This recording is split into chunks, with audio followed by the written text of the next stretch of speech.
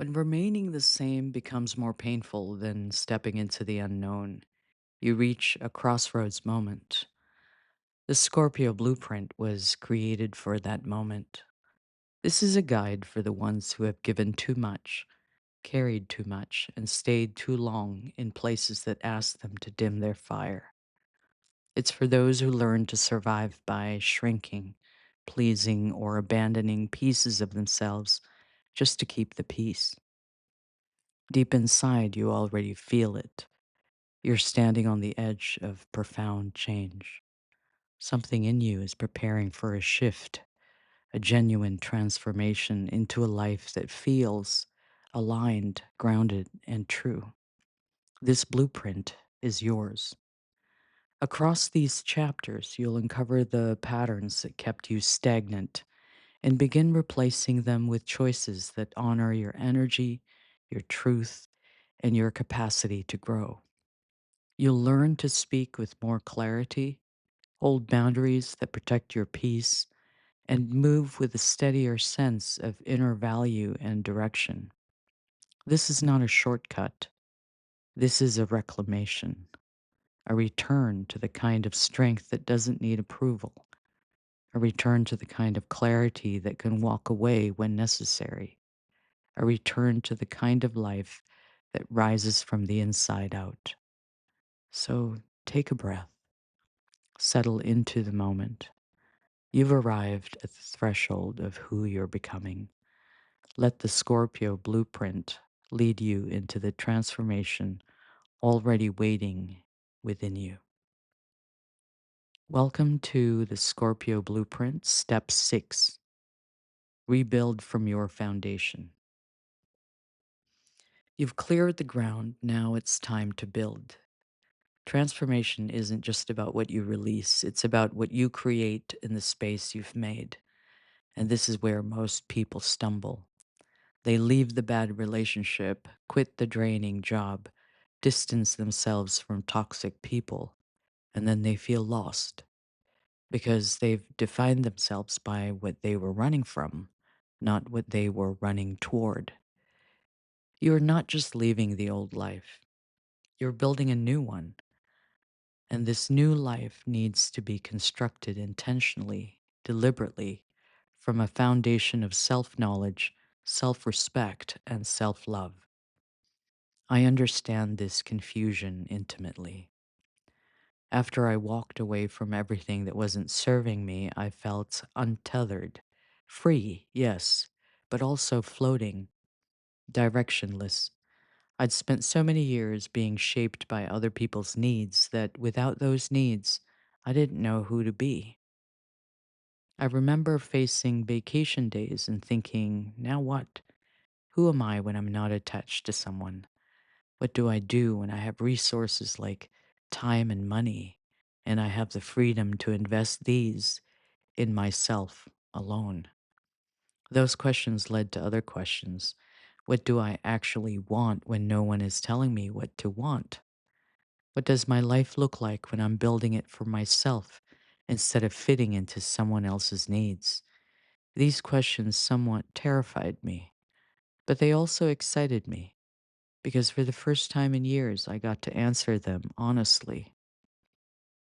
Start with a relationship with yourself. This is the foundation everything else is built on. If you don't genuinely like yourself, respect yourself, and treat yourself well, no external circumstances will ever satisfy you. How do you build this relationship?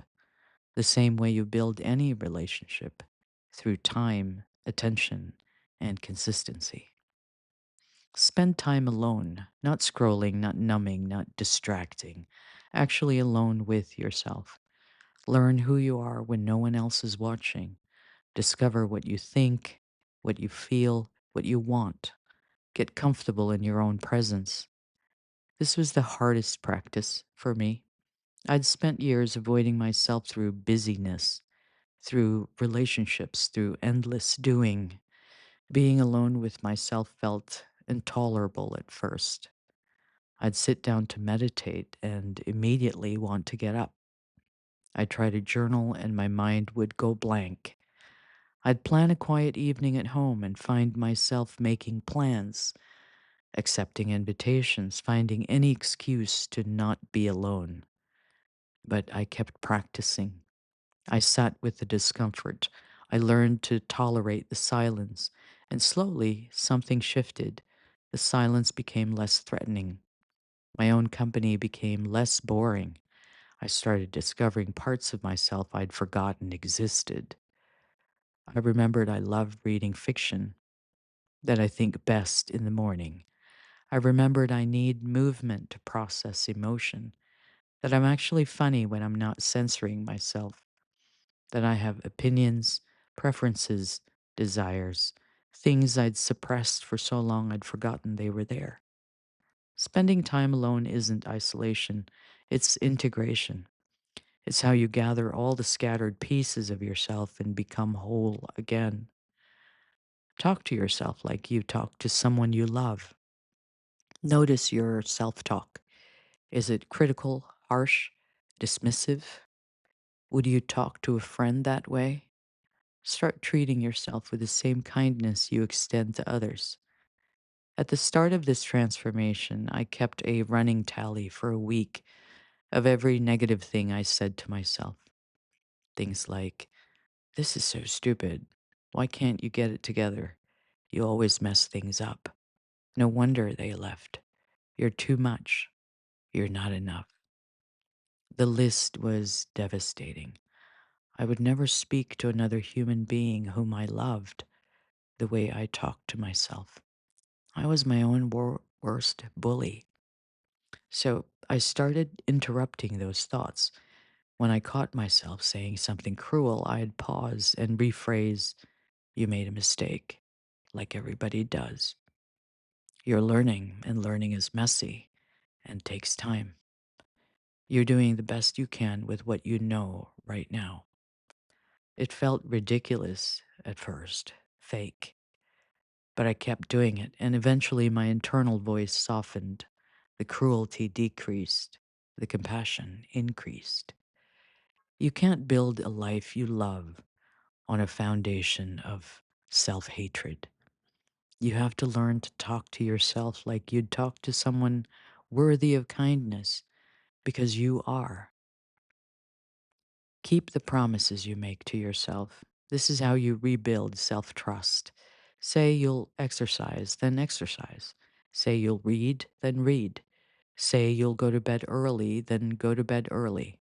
Small promises, consistently kept, rebuild your foundation. Every broken promise to yourself is a withdrawal from your self trust account. Every kept promise is a deposit. You need to build that account back up. I started with tiny promises. I will drink water when I wake up. I will make my bed every morning. I will not check my phone for the first hour after waking. These sound insignificant, but they weren't.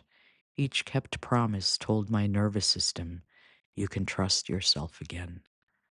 You can depend on yourself. You keep your word to yourself. From there, I built to bigger promises. I will move my body 4 times this week. I will reach out to one friend who nourishes me. I will say no to one thing I don't want to do. Each kept promise strengthened the foundation. Each one proved I was someone I could count on. Next, get clear on your values. Values are the principles that guide your decisions. When you don't know your values, you're easily swayed by others' expectations, societal pressure, and momentary impulses. Ask yourself what matters most to me: honesty, freedom, growth, connection, creativity, security. There are no wrong answers, only your answers. I realized my core values. Once I named them, everything became clearer. I could evaluate decisions through this lens. Does this align with my values? Does this support authenticity? Does this create freedom? When my values and my actions aligned, I felt integrated and powerful. When they didn't, I felt conflicted and drained. Once you know your values, use them as a filter for everything. Does this relationship align with my values? Does this opportunity? Does this choice? When your actions align with your values, you feel integrated and powerful. When they don't, you feel conflicted and drained. A job opportunity came up that paid well but required me to compromise my integrity in small ways. The old me would have taken it without question, but I asked, does this align with my values? The answer was no. It paid well, but it violated my core value of authenticity, so I declined. This wasn't easy. I had to trust that honoring my values would lead somewhere good, even when I couldn't see where. But every time I chose my values over convenience, I felt stronger, more of myself, more alive. We'll continue in the next video with Step 6, Part 2. This is the Scorpio Blueprint.